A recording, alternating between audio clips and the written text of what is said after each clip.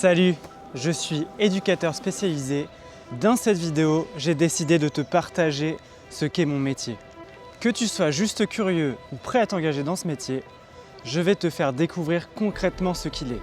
Au programme, je te présente les missions, les qualités nécessaires pour être éducateur spécialisé, les débouchés, le salaire et comment le devenir. On commence sans plus tarder.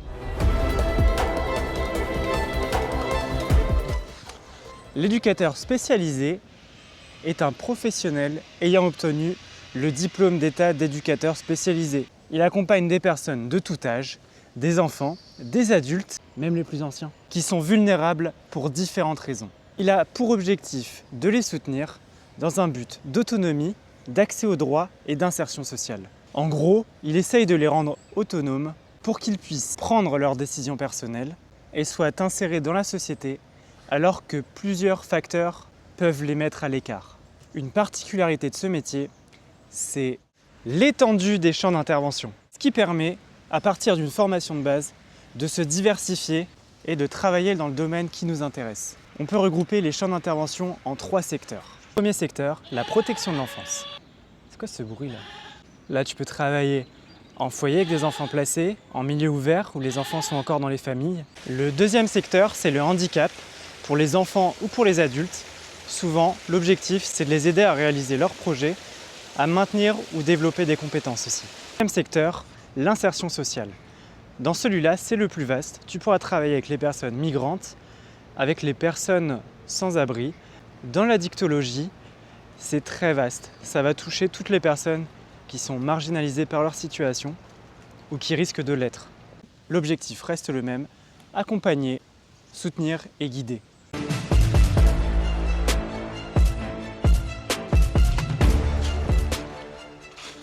Que fait un éducateur spécialisé de sa journée? Je ne vais pas beaucoup t'aider, mais ça dépend de chaque poste. Chaque endroit est différent. Il n'y a pas une journée type pour un éducateur spécialisé. Je vais quand même te donner quelques missions selon le secteur d'intervention. Les missions de l'éducateur spécialisé en protection de l'enfance vont être différentes selon si tu es au quotidien auprès de l'enfant ou si tu accompagnes plutôt les parents. Si tu es au quotidien, tu vas devoir donc accompagner à l'hygiène, à la scolarité, au développement des relations entre les enfants, permettre le développement de l'autonomie de l'enfant selon son âge et ses capacités. Il va falloir gérer l'organisation générale, le suivi des rendez-vous de l'enfant.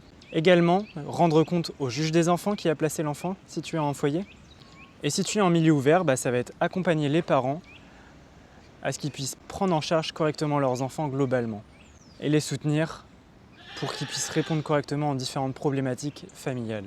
Les missions dans le handicap, ça va être d'aider les personnes à réaliser leurs projets, d'animer le quotidien, de réfléchir à des outils pour que la personne puisse développer son autonomie et favoriser le lien social.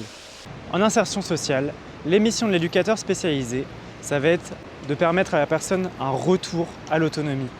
Souvent, les situations les ont fragilisées et l'objectif, c'est qu'elle puisse retrouver une situation stable par le biais de retrouver un emploi, de retrouver une formation, un logement. Dans certaines situations, on va même offrir le logement pour quelques mois, puisque quand la crise est là, il y a besoin de combler matériellement le temps nécessaire. Comme tu le vois, ces missions sont variées et dépendent de la structure, ce qui rend le métier exigeant, mais aussi très gratifiant. Chaque réussite, chaque progrès est une victoire concrète.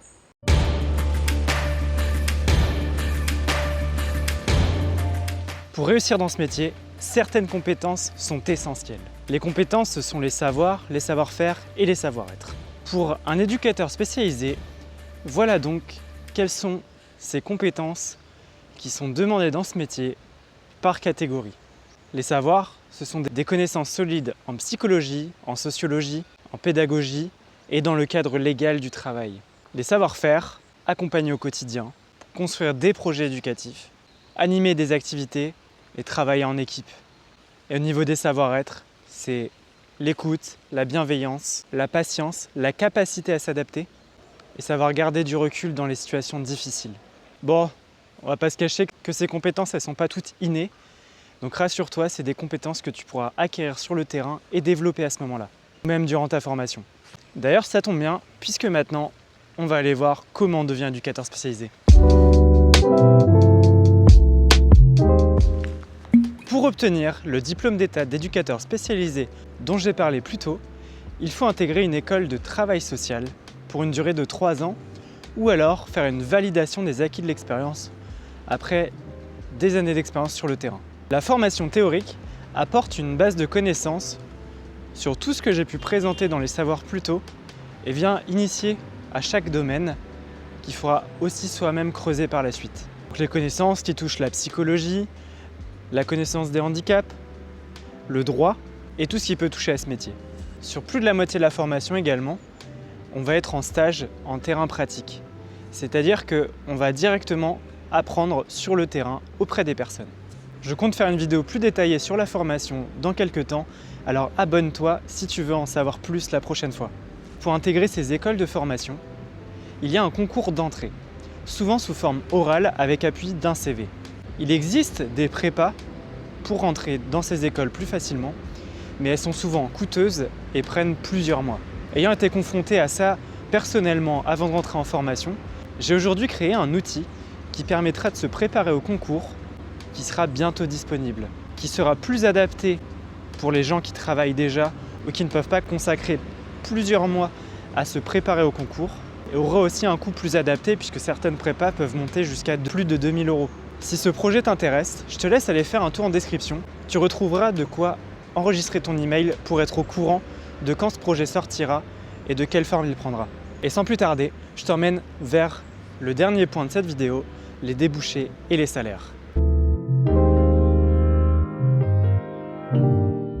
Une fois diplômé, tu n'auras plus qu'à traverser la rue pour travailler dans les différents domaines présentés plus tôt. Je te donne dès maintenant une liste de là où tu peux travailler par secteur dans l'éducation spécialisée.